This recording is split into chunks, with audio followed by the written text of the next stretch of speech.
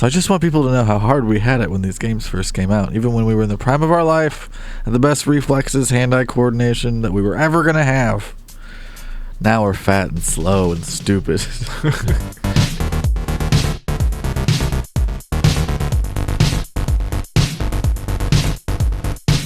Super Mario Sunshine. Yeah, you know the name of the game. That's the game. That's M for Mario. Oh, I just got... It's like an Easter egg. I just got that. Can I skip this cutscene? Boy, I hope so. Boy, howdy. Super Mario Sunshine. That's pretty good. I've never played this game. That was pretty good. Hang on, I just put that out there. I'm like, we're gonna try it. I'm gonna try and get up there. I don't know if that was great. It was okay. It was okay. It was all right. I say that knowing full well I cannot do the voice at all. That's what he says to me after too. It's me, Mario. After I finish, he goes, I don't know, man. You know, I don't know if this is gonna work or not. Like, we're bros, but you look at me too much. I didn't like whenever you goofed and then you looked at me in the eye. Yeah, I didn't appreciate that. Gooped right in you. Disgusting. It is the absolute grossest thing I can think of. Is that what you called it? Gooped? Yeah. I gooped. I gooped. I thought you said goofed. No, I'm not new boot goofing. I goofed. Nah, because it's like a goof. Slow down on a goof. I mean goop. Oh, shouldn't have fucked me. Three easy three payments. New boot. All right, we gotta focus up here. Focus. Lock in. Focus. Intro the show so we can start talking about Mario. Welcome back to Watson James Don't Play. My name is Dr. Jekyll. And I'm Mr. Hyde. What? We're the same person. It's like this entire time we've been the same guy. You trick me into these intros. I do. Because it's just word association on my part. I'm like, whatever he picks, I'm just going to pick something that's adjacent to it. Right, like I rehearsed that on the way home, and I go, he better be ready. And I give you nothing. Nope. It's just free association. But what makes you say that? Did you want to talk about the book? I heard on Spotify on the way home, Confrontation from the Dr. Jekyll and Mr. Hyde musical popped up on my Spotify. Okay. And it's sang by, I think it's Anthony Warlow sings both parts. He has to. Everybody knows that. Okay? Everybody knows Everybody already knows that. He sings both parts because he's both Dr. Jekyll and Mr. Hyde. Uh-huh. Yeah. Yeah. It's good. That's all. That's all I got. Give me some other musical songs. Songs from musicals that you enjoy just whenever you hear them. I really like... I'm going to sound like a loser. But I mean, I welcome it so because, we're not nearly as cultured on this show as we could be. And I think talking about musicals will help. People that shit on Hamilton are losers. I've never seen Hamilton, but I also don't really have a desire to see Hamilton. That's fine. I'm not angry at it. Some people are like angry. Some people at are it. pissed. Some people at Hamilton are pissed that it exists. And I go, I don't know why you're so angry about this. It's a weird thing to be mad about. Yeah. I don't know what it is. Is it because there's better musicals? I guess. Sure. They got hip hop and my founding fathers. I don't know if that's what it is. I think it's like. It doesn't sound like other musicals. I think a lot of musical theater nerds don't like Hamilton because it's so popular. Because when they think musical, they think like Sondheim lyrics. Like, this is my thing. You can't like it. They're like, this isn't much like Andrew Lloyd Webber. This has too much real plot. I don't want you liking my thing. Where are the Jellicle cats? Right. This is important to me. Point out the Jellicle cats to me. You're not taking it as seriously as me. And I go, yeah, maybe lighten up. Yeah. Yeah, I can see that. But there, any diehard fan base, there's always that element to no matter what the fandom is for. Right. So, and honestly, the best thing that you can do is just ignore that. Ignore them. Like what you like. I'm in the shit now. I got to get out of here. Mm-hmm. Yeah, you're totally in the weeds. What are you doing? Literally in the weeds. This is Mario's Vietnam. So I think that's what it is. You're in the shit now. It got too popular. I think they're like, you don't understand why you like it. I've heard people say that before. You don't understand why you like it? Right. They're like, you don't really understand the musical, so boy, how that's could condescending, you like huh? And I go, what a horrible, shitty thing to say to somebody. How do I do long jumps? I forget. I don't know. Is it this? What the hell did I just do? I've actually never played this game. return. in all my years. You have to long jump to get across that, and I got to figure out how to long jump. I forget how to long jump. I barely remembered this game existed when you told me we were going to play it. That's the map button. I don't press that. And I was excited for it because I remembered the Hydra pack, but that's about it. Right. It's a jetpack. It's the jetpack one where you shoot water. That's what I remembered. And you've already done those things, so you've already, used up all my knowledge of this game. Yeah, just stand around and jump for a little while. Figure it out. You're just Mario. Just run around and jump. X another time. There's usually like a thing where you can like do a backflip, right? Oh, that was it. That's pretty cool. That was it, right? That's got to be how do you get across that, right? It's got to be. It's got to be. It's gotta be. Dang it. Dang it. Dang it. I'm making this way harder than it needs to be. Ooh, they are yelling at you, bro. I pre-gamed this too. They're yelling at you in the comments right now. I was ready to go, and I was like, I know how to play. I know how to play Mario. I can play Mario. You gotta make it past the first tower, bro. That's all we got to do is make it past the first tower. Yeah, you gotta do that. Anyway, in Mario games, there's like a long jump. Right? Do the spinny jump. That one. That one? But then aim it that way. See, there it is. Thank you. You got it. You're so smart. Shut up. I'm not going to shut up. You're an intelligent boy, and I really appreciate your friendship. You piece of shit. It sounds so sarcastic. It doesn't. Does it? It sounded that way, so I just wanted to be sure. That's Mario's about to die. You deserved it. So besides Hamilton, you're asking me like what musicals do I like, or do you want to talk about musical songs? Specifically, songs from musicals. I figured. Because like even if you don't like, maybe it's not my overall favorite, but hey, I do like this one song. It's really catchy. I don't really like Cats. But I really like the song, and that's not because I don't understand it. I know that I'm not supposed to, quote unquote, understand it. It's because I just don't think the songs are very good, by and large. Okay. I think there are some songs that are incredible, though. So, like Memory. Memory is a goddamn triumph. I don't want to hear anything else from Cats. That's all I want to hear is that song. And honestly, the big song. You've got to really have some pipes on you, or I don't even want to hear Memory. Right. Like, it better be a really good rendition. You better be. That's a tough song to sing. You better be the best at it. If you want to sing about Mr. Mephistopheles or whatever the hell his name is, Rum Tum Tugger, I'm out. Old Deuteronomy, a lot of them. I have no interest in it whatsoever. I'm not saying it's not a good musical either. I think it is a good musical. I just don't really care for it. I'm looking at you fighting this big plant. You know what I'm thinking about? Defying Gravity from Wicked. Fucking phenomenal. No, come on. Look at the plant in front of you and think about a musical. Fucking Little Shop of Horrors, bruh. Oh, right. Sorry. What are you, fucking stupid? I was still hung up on... What are you, simple? Are you slow, boy? A little bit. You're talking to me like the plant from the movie, too. Really mean. Feed me, Seymour. Feed me, Seymour. Feed me all night long. Jim Belushi's in that movie. Somewhere That's Just green. For a minute. Somewhere That's Green, I believe, is the song that she sings. Suddenly Seymour, of course. Suddenly Seymour is fucking great. And that again, she can really fucking sing. Absolutely. That was one of the musicals when I was a kid. I go, I like musicals. Yeah, man, it's great. I fucking love musicals. Little Shop's a lot of fun. What's the pound button? There's some kind of pound. Oh, it's the hashtag symbol. Right. I'm sorry. Oh, you're not being helpful at all. You're trying to press the hashtag symbol. That's what you're trying to press. There it is. That's the pound button. Hashtag not all Marios. Hashtag pound. Hashtag let me see it. Yeah. Hashtag get it out. Speaking of pound, we're bros. I gooped. Get it out. I want to see you goop. I'd like this to take off in the lexicon. If I had any control over any kind of language, I would want people to say goop. That's what we're trying to do right now, right? Gooped more. Because it's gross. It's just gross. You say goop and you go, what are you, stupid? Who are you, Gwyneth Paltrow? Line those up together. I want, what are you, stupid, to come back, and I'm about to goop. I like, look at this clown. That's a good one. I like, who's this clown? Who's this clown? Who's this clown is phenomenal. It's a double whammy.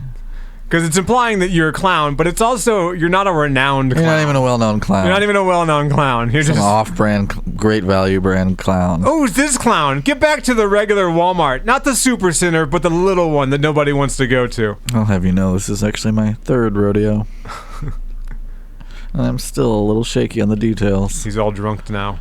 Gotta squish him 3 times. Yeah, that's the rule. 3 times is the rule.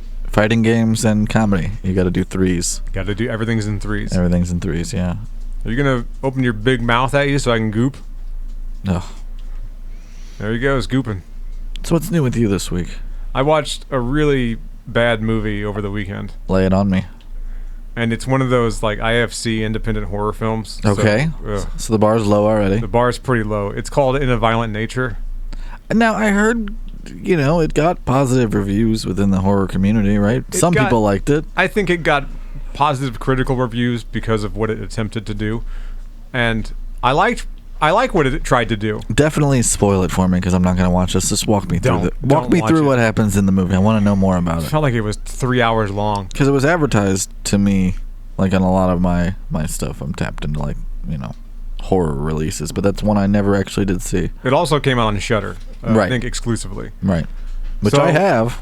I'm one of the 10 people who has it. The idea of the movie is that it follows the killer, right? It follows Jason, or the equivalent of Jason in this film. You're in the slasher himself's point of view. Starts out in a shack in the middle of nowhere. You hear the voices of the annoying teens that are about to die, and you see a gold chain, like a gold necklace with a locket on a pipe, and one of the teenagers, or the early 20s crowd, we'll say that. All right. One of the college kids takes the necklace, the pipe starts shaking, the ground is disturbed. Okay. And then here comes the killer out of the ground. And he's got that hood helmet thing on? He doesn't have it on yet. Okay. You can't see his face So yet. it's just a guy? You just see the guy from behind, and his head's all fucked up. He looks like a zombie. And that's your first murder? A big, beefy zombie. He doesn't kill anybody yet. Oh, okay. For the next 20 minutes, it's just him walking through the woods. Oh, interesting. And it's like over the shoulder, almost like a third-person video game. Yeah, right. And I go, all right, I get it. You're setting it up. You're really trying to make this as tense as possible. Mm-hmm. He finds the cabin where all the college kids are staying at. It's in the middle of the night. They're around a bonfire. He's hiding in the woods. But is that their way of being like, see, because in a horror movie, that's why you get a scare during the day, but then the real stuff doesn't happen until night, because he had to walk all the way there. He had to walk all the way there. He's slow going. He's just a zombie boy. He can't move fast. He doesn't know where he is. He doesn't know what year it is. It's not supernatural in that way, yeah. It's implied that he's supernatural. Well, he's got to be somewhat. Right. Like he's more of a... But he doesn't have like powers. No, he's just like this force. Yeah. That can't be stopped kind of thing. He is... It goes out of your way to make, the movie goes out of its way to make you hate the college kids. Which I feel like I don't really love that. I don't love slasher movies in general where the movie doesn't like anybody and the movie treats it like, all right, let's get these assholes, killed real quick. Right, let's get these assholes dead as fast as possible. The best ones are always the ones where you care about one or multiple characters that are going to be victims. Otherwise, where's the impact? Where's anything? Yeah. Meaningless. That being said, how are the kills? Just on a, I haven't seen this before, or they did a good job of this. The kills sucked. The kills kind of sucked. Well, then you got nothing. Because here's the thing about, quote unquote, the kills. There's one that's really drawn out. And I'll describe it for you. I'm not going to show it here because... Obviously, it's wildly graphic and would not be cool for YouTube. Can you dive under? There's coins in there. Maybe, Yeah, I can dive under. How far can I? There's that's your breath bar. Got it. Yeah. So, girl's on like a cliffside, right? And she's expecting someone else. So she's like, "Oh, you finally made it. Well, guess what? I'm horny." Oh, you know what I mean? Shit. And I go, "Hell yeah." Well, guess what? The killer's here. Not your boyfriend / girlfriend, whoever the hell you were expecting. Right, you were expecting someone else, perhaps. Right. So I like these water bugs. She turns around, immediately screams. Dude's got a fucking hook. His face is all. Around. He's not wearing the mask yet either. His face is all jacked up. Yeah, which the promotions were all about, the helmet thing. He gets the helmet about halfway through the movie. First, the kids during the bonfire scene explain where the helmet came from. It's like an old firefighter's mask. Yeah, it's a cool that had me intrigued. It's a pretty cool mask. That's a fun design. Yeah, they don't really. It doesn't come around. He finds it at like a ranger station. Yeah, okay, well, that's fine. That's after this kill. This kill is he shoves the hook through her back, right? Okay. Comes out her stomach. Turns her around, pulls the hook back through, sticks the hook in her forehead, right? Okay. Turns her back around. He like baited the hook. He baited the hook with her skull. Turns her back around, starts pulling on the chain, and pulls her head through her recently formed stomach hole. All the way, too. Okay. And I go, I think that might be almost impossible. I don't think seems impossible. Right. I'm like, I don't think we're rubbery enough as human, like, just and it would just things. kind of fall apart before I don't think it would hold together that long. Kind of a mess. So I'm watching this go down, and I go, oh, this movie's whole thing is slow and deliberate. Well, I'll tell you what. They want you to see everything the killer does. We'll stalk some runaways and conduct experiments. See if the hook thing would really work. Another kill from the movie is he finds a log splitter. A real old-timey slow thing, right? Yeah. And he chops the dude's hand off. This is after he grabs the guy by his spine and paralyzes him. Okay. Right? So he's paralyzed, he can't speak, can't do anything. Drags him over to a log splitter, puts his hand on the log splitter as like a trial run, I guess, to make sure it works, and then puts his neck in there and, splits it. Guess what happens after that? He splits the log.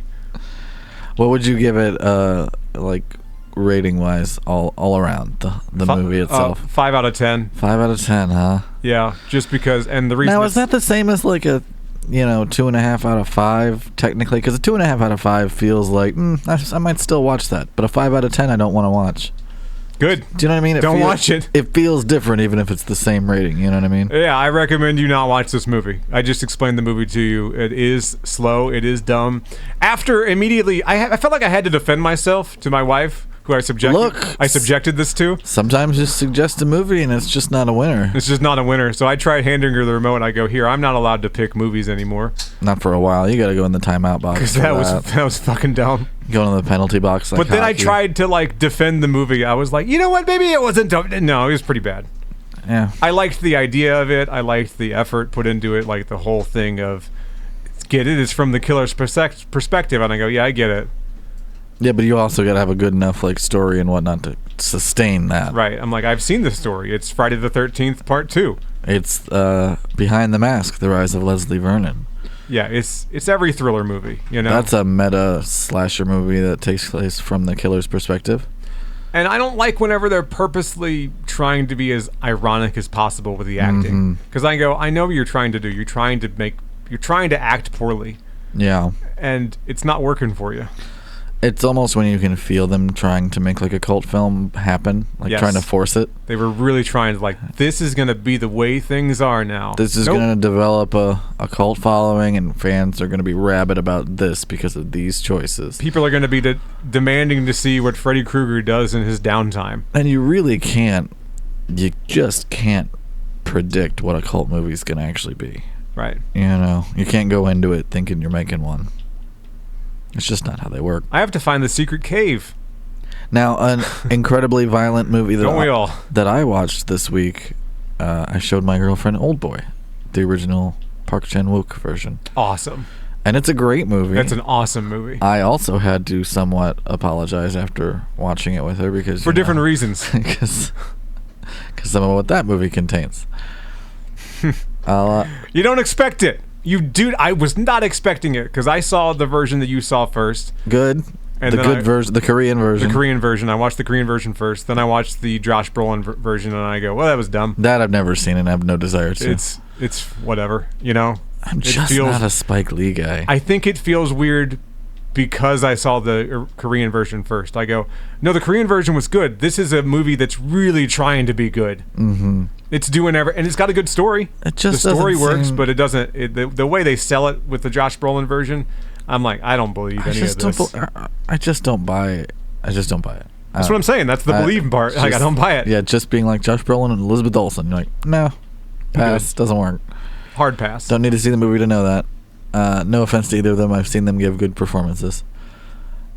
The original I like the part where he version, snapped his finger and half the universe disappeared. That was badass. in Old Boy. I did have to do a little bit of apologizing though, because not because it was bad though. That's the thing. I think the only part she looked away from, actually looked away from the screen, was the part where he eats the octopus. Sure. Yeah, that's a little unnerving. I was like, if it helps, he's a Buddhist in real life and apologized to the octopus before he did it. Right, he's like, hey, sorry about this. Like but him, the actor. It's my career set, or yeah. your life. I gotta eat this octopus now. He did it like 4 times. Jesus. Yeah, which is not that many in the grand scheme of things, but just considering what he had to do. If you're familiar with the movie at all, you can think about it. Eating a live octopus. I am familiar with the movie, and I'm also familiar with what an octopus is. Right. And I'd apologize to myself for having to do it. But like, is this worth it? There is a thing where you can eat live, quote unquote, octopus where they like cut it up, but it is still kind of moving. That is not what he did.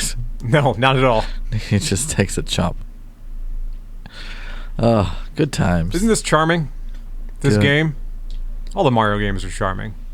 I had every faith. I had every faith in the game, even though, like I said, I didn't really remember it. I don't want to spoil Old Boy though. I was trying to not say the big thing. Yeah. Yeah. You can know that a guy. I could tell you about this movie. Like I said, he eats a live octopus. That in fact does happen. He beats up a hallway full of guys with a hammer. That happens. Hell yeah. And you go, well, what is this movie about?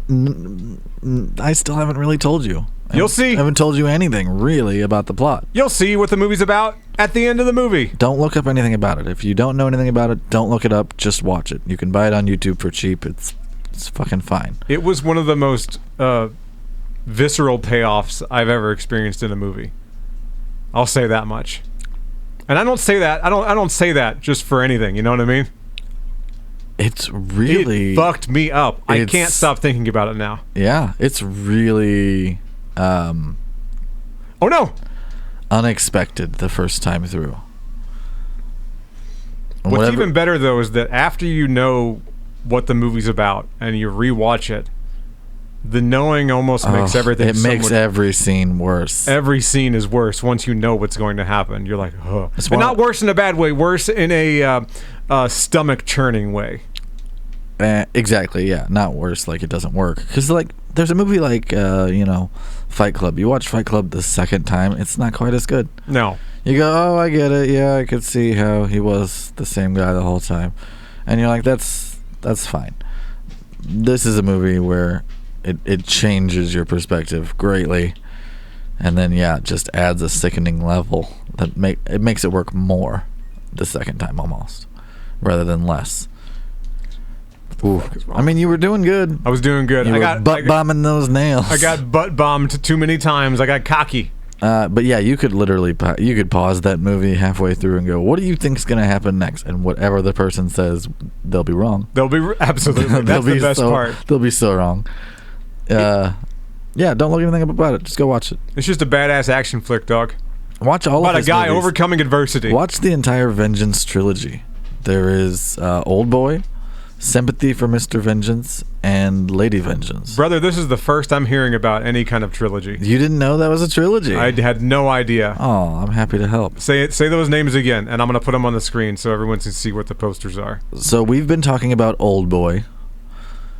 That's Old Boy right in front of you right now. The director, Park Chan-wook, was asked then at his next movie, which is called, I believe, Lady Vengeance. Hey, you've made 2 movies in a row now about vengeance. Oh my god. What's the deal with that? Are you just super into vengeance? Right. And he kind of laughed. Justice. He kind of laughed and goes, actually, I was thinking of maybe what if it's a trilogy? And then there's whichever one I didn't say, either Lady Vengeance or Sympathy for Mr. Vengeance. Right. But they're all great.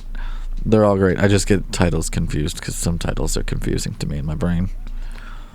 He didn't show all of them on the screen like he said he was. Yeah, I know. I'm busy. I'm playing the game. You gotta chill with that jump. I like it. Take it easy. It's shit. Right before you get there, just take a breath. Because you just got through a hard part, you know? What happens whenever can I just continue from where I left off? You gotta take a beat.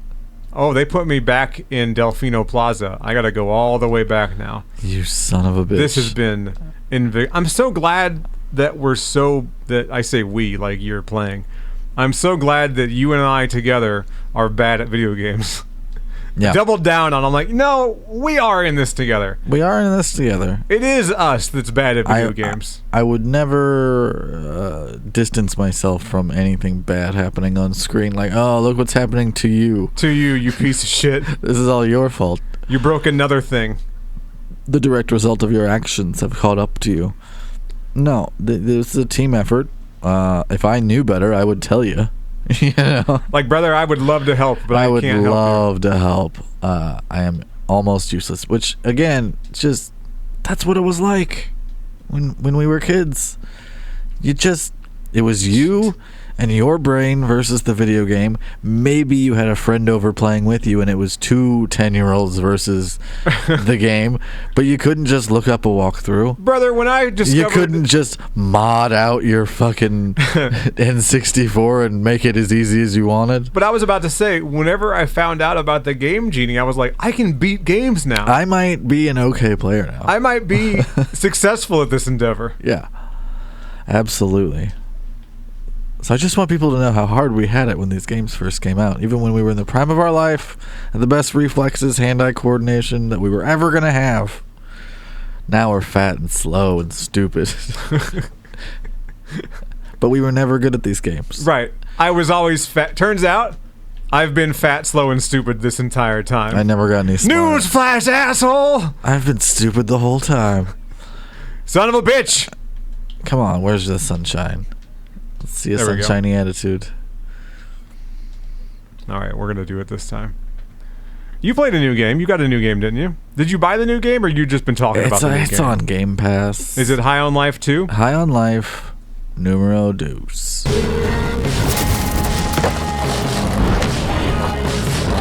That's the one that doesn't have Justin Roiland in it anymore, right? Correct. They said, you're a piece of shit, you're fired. All his projects are doing so good without him. That's so good. I'm so glad to hear that. They added skateboarding to this one. I think recently he complained about being canceled without any actual proof. And I go, brother, shut the fuck up.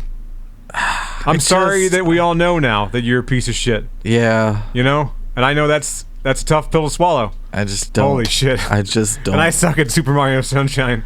I just don't care that he's upset about it? That he's upset about it. No, not at all. I love how they handled it in whenever they had to recast. So in Rick and Morty, they made him sound like Rick and Morty still. Yes. You know?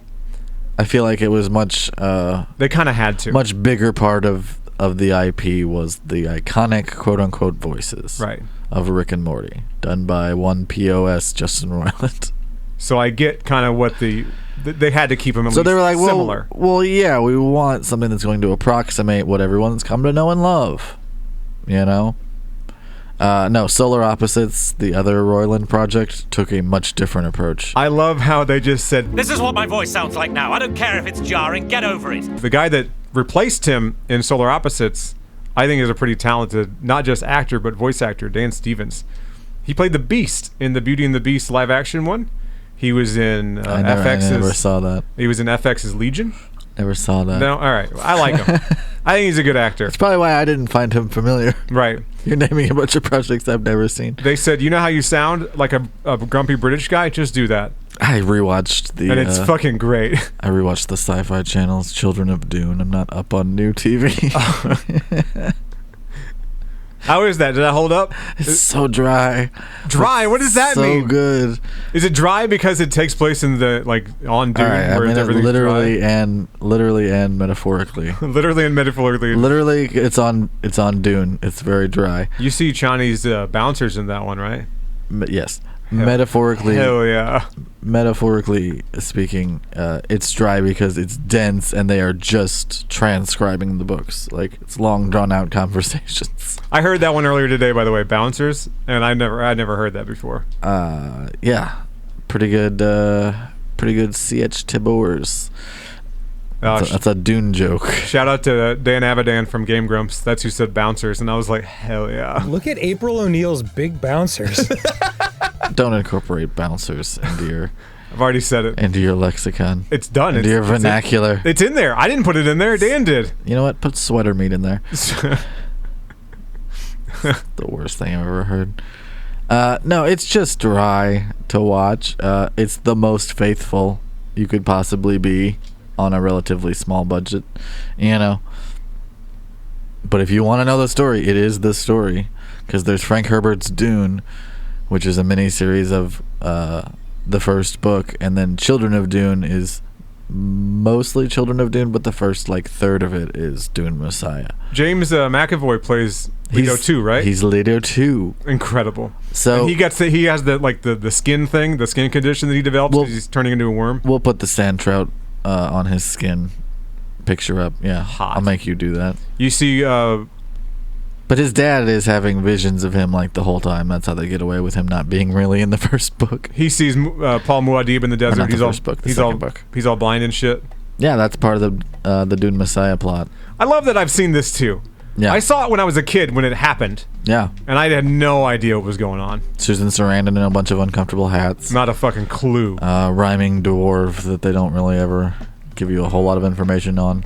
So our recommendations this week, I think, are as follows: Old Boy. Old Boy. Korean version. It's a must-watch. Watch Old Boy. Do not watch In a Violent Nature. Skip it. It's streaming on Hulu. Watch something else. Watch the new Predator movie. That's fun. All right. Yeah, that's a good one. Yeah. Watch Children of Dune. Which you can 100% get the international DVDs shipped to you so you can play it on your region-free DVD player. It's easy as that. One of the nerdiest things anyone could possibly do. 1, 2, 3, simple as pie. All right. And next week, I'm going to let you see it. Oh, take it out. All right. See ya.